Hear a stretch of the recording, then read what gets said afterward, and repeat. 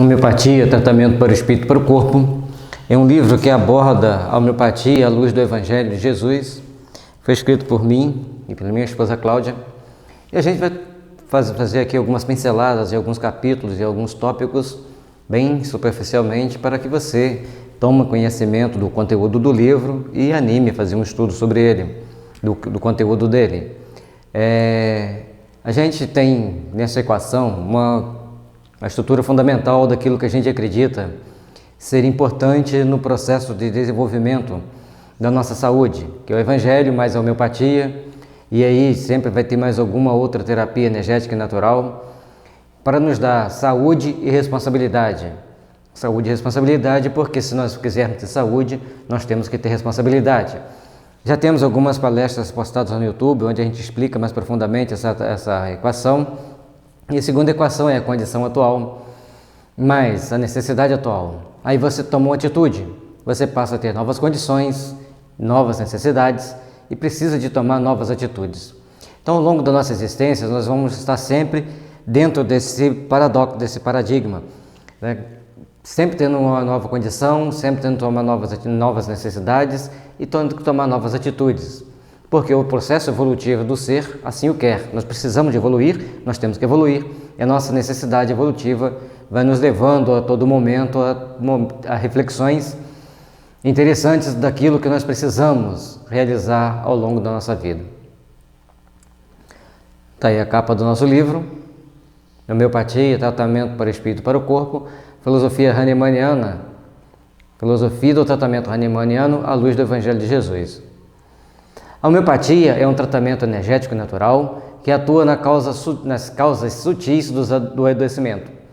Devemos buscar entender como é o início do adoecimento e como poderemos tratá-lo. Então, todo o adoecimento ele tem um início e não é no físico. O físico é a última etapa do adoecimento. Quando a doença, chamada o que nós chamamos normalmente de doença, chega no físico, é porque a pessoa já tem passou por várias situações, por várias etapas de adoecimentos em nível mental, emocional, na mudança de conduta, de comportamento, numa série de atitudes, levando-a a estar, então, bem adoecida. Espiritualizar a ciência da saúde deve ser o objetivo urgente de todos aqueles que já compreenderam que o homem era um ser essencialmente espiritual, metafísico. Precisamos entender a parte metafísica do homem, isto é, o seu corpo espiritual. Nossos conceitos precisam se transcendentalizar. O homem do século XXI precisa sentir, pensar, falar e agir com amor-razão. A fé precisa, com urgência, da luz da razão. Mas a luz da razão nos leva a nos espiritualizar. Não pode ser uma razão cética que só acredita no que vê, no que pega. Aí não é razão.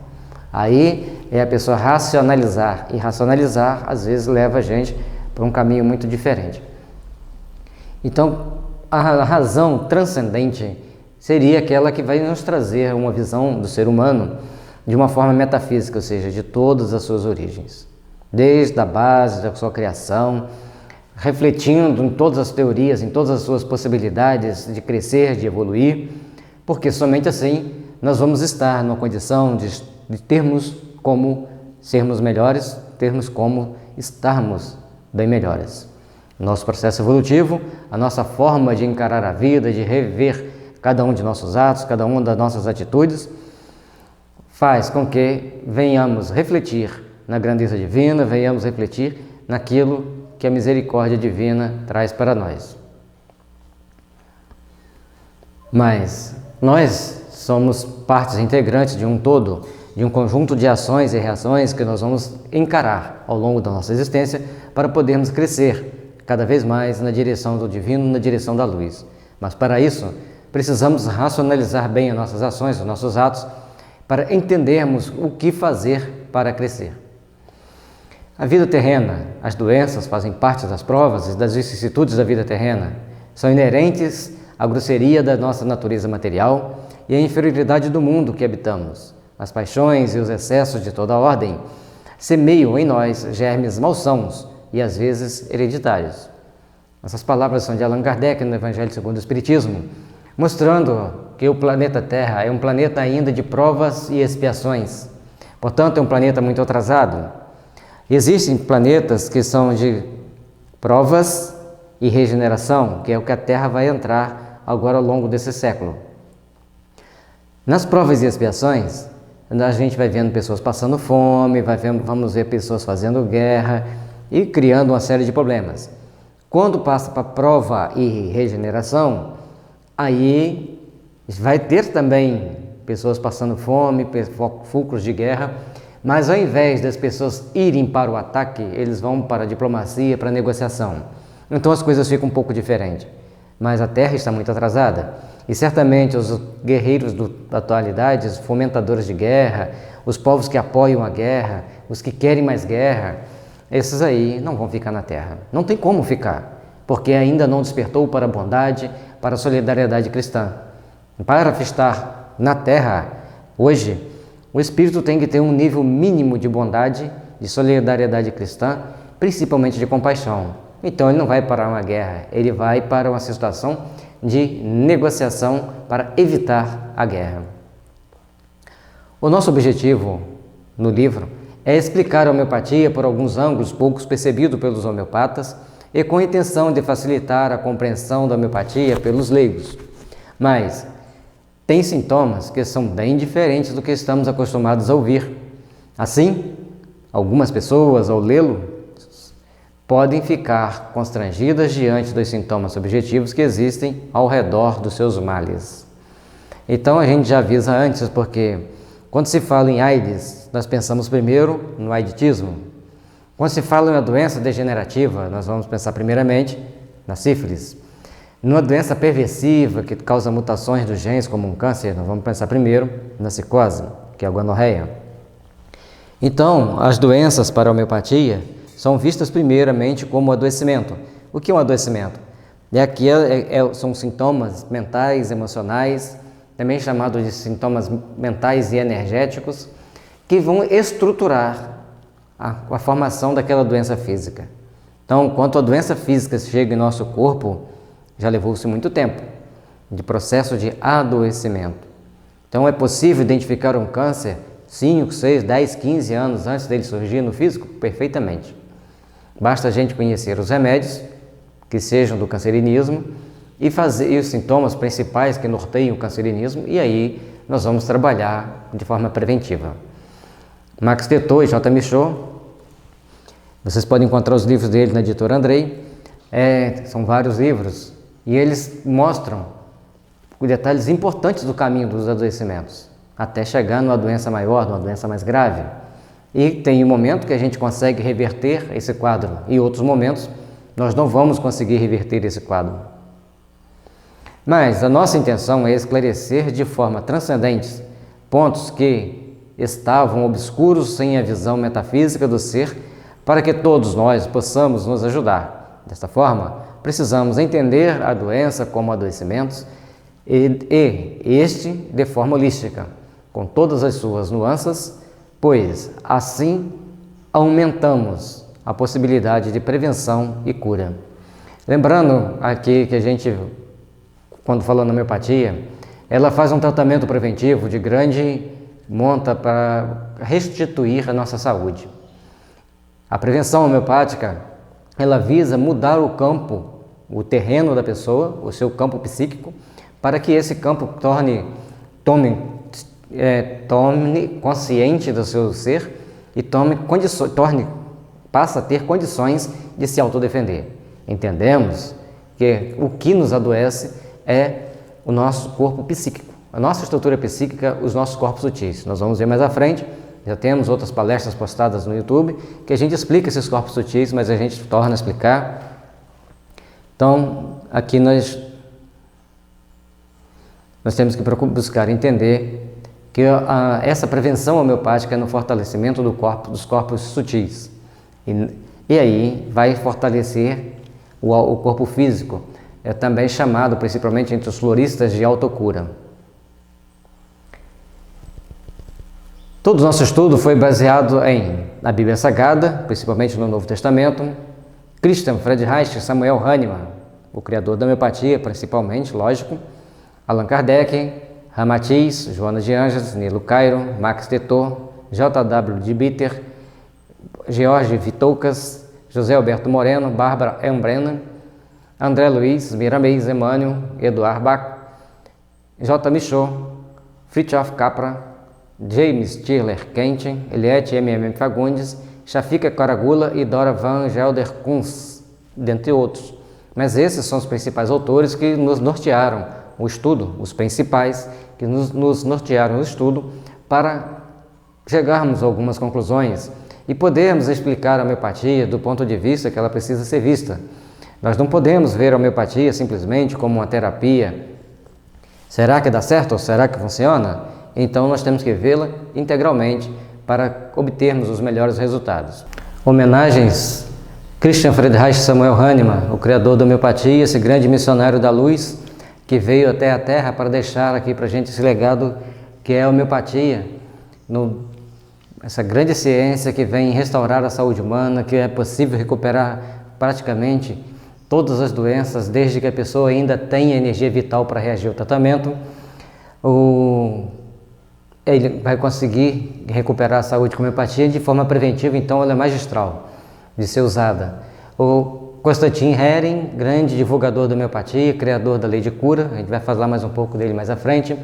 Nilo Cairo da Silva, grande divulgador da homeopatia no Brasil, esse grande missionário do bem, esse espírito de luz que veio aqui à Terra e deixa um grande legado para o povo brasileiro. Ele escreve vários livros de homeopatia, principalmente direcionado aos leigos, e um desses livros é usado até hoje pelos homeopatas, principalmente no interior do Brasil, em regiões onde não há médico, e as pessoas estudam por esse livro e vão fazendo as indicações para vários casos ali que eles conseguem dar jeito lá na região que eles estão, ou até procurar um grande centro. Mas na maioria das vezes, os menores problemas a gente consegue resolver muito bem, só tendo conhecimento do que no Nilo Cairo publicou. Adolfo Bezerra de Menezes, um grande divulgador também da homeopatia, no meio, mas principalmente no meio espírita e no Rio de Janeiro. Guilherme Taylor Mack, e hoje também como espírito ele tem as suas equipes que trabalham na divulgação da homeopatia nas mais variadas casas espíritas. Guilherme Taylor Mack, grande divulgador da homeopatia em Niterói, ele, por ser descendente de negro, as pessoas não queriam ser atendidas por ele, então ele passa a atender com homeopatia em Niterói. As pessoas pagavam o que podiam, se não podiam pagar, não pagavam, e iam doando as coisas para ele. Ele teve, se não me engano, 9 filhos, e todos fizeram curso superior, sempre assim, pelo mecanismo das pessoas doarem para eles chegarem onde ele chegou.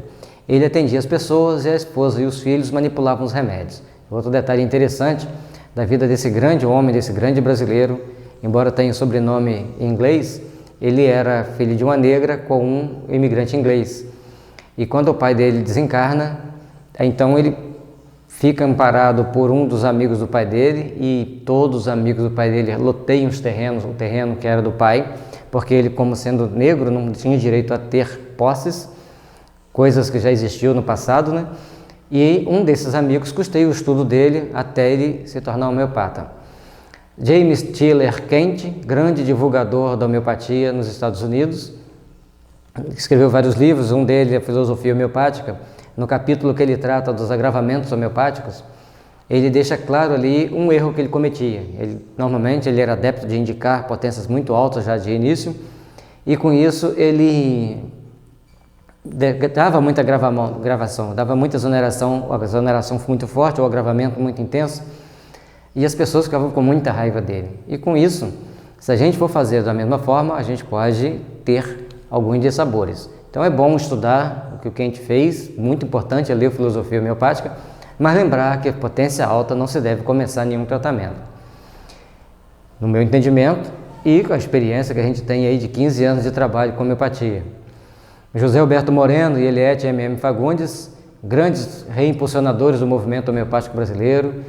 A eles o nosso muito obrigado, que Jesus e os bons espíritos continuem os abençoando, os iluminando, para eles continuarem com essa luta intensa e árdua de trabalharem por essa divulgação da homeopatia, por esse reimpulsionamento do movimento homeopático brasileiro, e graças a eles hoje a gente pode trabalhar com uma certa tranquilidade e conquistando cada vez mais o respeito das pessoas e também o amparo da justiça. Esses dois grandes missionários do bem, esses grandes homens, esse casal maravilhoso que vieram aqui à Terra, estão deixando um rastro de luz nos seus caminhos. Nas fotos, Christian Federach, Samuel Hahnemann, Constantin Heri, Nilo Cairo da Silva, Adolfo Bezerra de Menezes, Guilherme Taylor Mack, James Tiller Kent, José Alberto Moreno e Eliette M.M. Fagundes. Constantin Heri nasceu em 1º de janeiro de 1800 e faleceu em 23 de julho de 1880. Foi um médico alemão, é considerado o pai da homeopatia nos Estados Unidos. Quando era aluno, foi encarregado de dissertar uma tese quanto à homeopatia, mas estudando criteriosamente, decide mudar de opinião e apoiar fortemente a homeopatia, tornando-se homeopata. Ele é criador da lei de cura, de cima para baixo, de dentro para fora, na ordem inversa do seu aparecimento. Nessa sequência de estudo, homeopatia, tratamento para o espírito e para o corpo, nós vamos falar sobre ela mais lá na frente. Lembrando que aqui no curso, nesses estudos, a gente fala um pouquinho, no livro tem muito mais detalhes, e a gente cita a biografia do Constantin Heri e não cita dos outros. Por quê? É pouco falado a biografia do Constantin Heri, e ele deu um grande exemplo de renúncia quando ele deixa de receber, no dinheiro de hoje, mais ou menos $500 mil ou mais do que isso, de prêmio para falar mal da homeopatia, e então, servindo de exemplo para muita gente, e então ele mostra como que a homeopatia funcionava, como que era a lei de cura, e essas pessoas ficam muito chateadas e por segurança, ele migra então para os Estados Unidos para trabalhar lá com mais segurança. É incrível como as pessoas que detêm o poder, detêm o dinheiro, como que eles não gostam das pessoas que são menos favorecidas monetariamente. É uma coisa absurda. Portanto, quando Jesus fala que é mais fácil um camelo passar por um buraco de uma agulha do que um rico entrar no céu, essa comparação não era simplesmente uma parábola, para a gente refletir profundamente, principalmente as pessoas que detêm o posse, detêm o dinheiro e o poder, o que eles estão fazendo com o dinheiro, o que eles estão fazendo com o poder e no poder. Vinde a mim todos os que estáis cansados, oprimidos, e eu vos aliviarei. Tomai sobre vós o meu jugo e aprendei de mim, que sou manso e humilde de coração, e achareis descansos para vossas almas, porque meu jugo é suave e meu fardo é leve.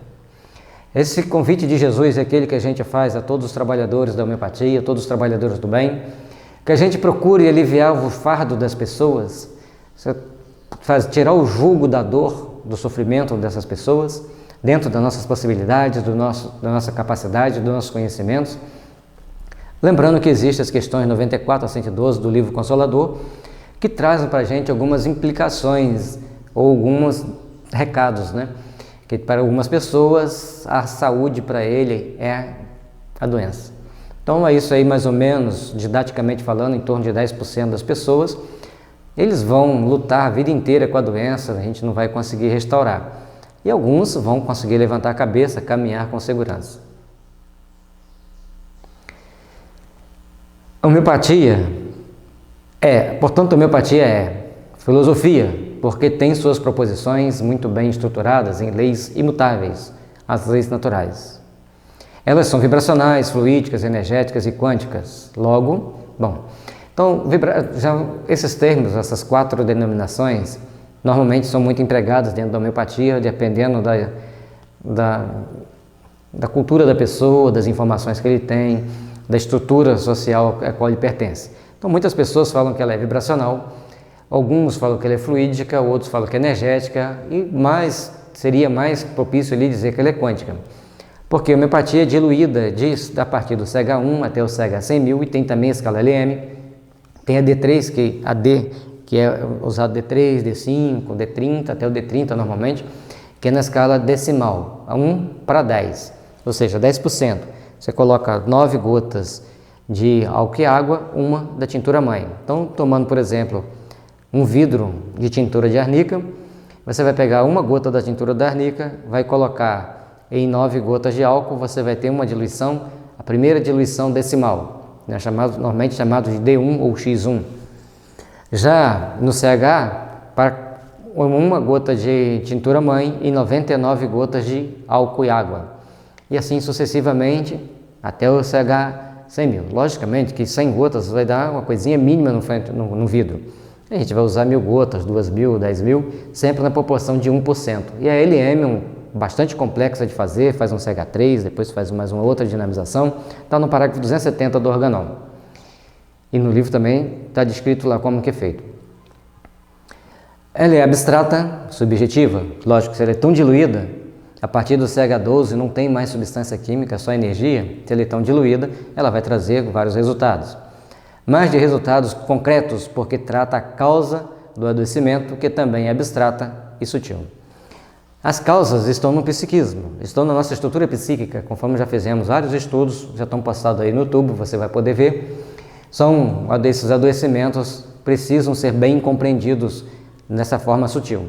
Sempre moderna e progressista, porque sua filosofia é dinâmica como tudo na vida. Então, quando tudo que o Hahnemann escreveu está ultrapassado, muito pelo contrário, está mais do que certo.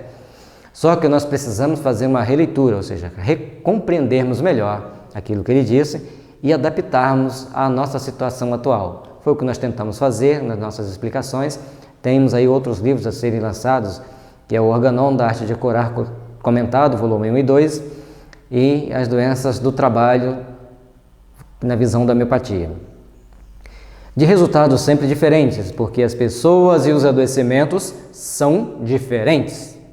Então, as pessoas, se João tomou arnica e foi muito bom para ele, se José tomar arnica pode ser bem desastroso, porque são psiquismos diferentes, são necessidades diferentes.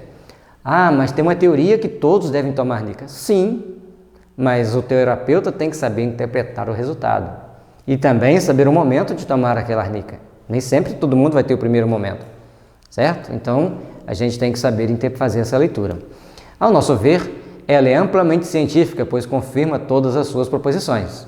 Então, nós entendemos que todas aquelas proposições que o Hahnemann colocou, ela vai confirmando e a gente tem que fazer os tratamentos sempre buscando entender essas proposições. Conhecer e compreender a filosofia homeopática, com todos os seus conceitos abstratos, é essencial para entender a ação do remédio e o resultado obtido. Então, quando a gente fala em tratamento homeopático, nós estamos falando em um conjunto de ações que vão fazer com que nós obtenhamos um resultado. E com isso, nós temos que saber interpretar bem toda a sua estrutura filosófica. São 291 parágrafos no Organon, mais de 300 páginas. Nós temos vários livros de matéria médica, que é onde matéria médica é o compêndio, onde está o nome do remédio e todos os sintomas que ele trata ou causa. Por que causa? Porque quando a homeopatia, ela é testada em pessoas teoricamente saudáveis. Por que eu digo teoricamente? Se você for perfeitamente saudável, ela não vai te causar nenhum sintoma, no meu entender. Então, como você está dentro de um equilíbrio estável, quando você experimenta um remédio homeopático, ele começa a desenvolver em você os sintomas que ele é capaz de curar em uma pessoa doente. Então, você vai descrever todos aqueles sintomas, não te aconselho a fazer nenhuma experiência nesse sentido, se você não souber homeopatia. Aí, vai descrevendo todos os sintomas que você sente e, a partir dali, aqueles sintomas serão usados como referência para se indicar aquele remédio homeopático. Então, a homeopatia faz o experimento em seres humanos, que consigam raciocinar, discernir e que sejam preferencialmente homeopatas, que o homeopata já está com a mente bem preparada para entender aquelas reações e os sintomas e anotar tudo imediatamente, certo? Então, a Impoficisos onde esses sintomas são descritos, esse compêndio é chamado de matéria médica. Temos vários aí no mercado.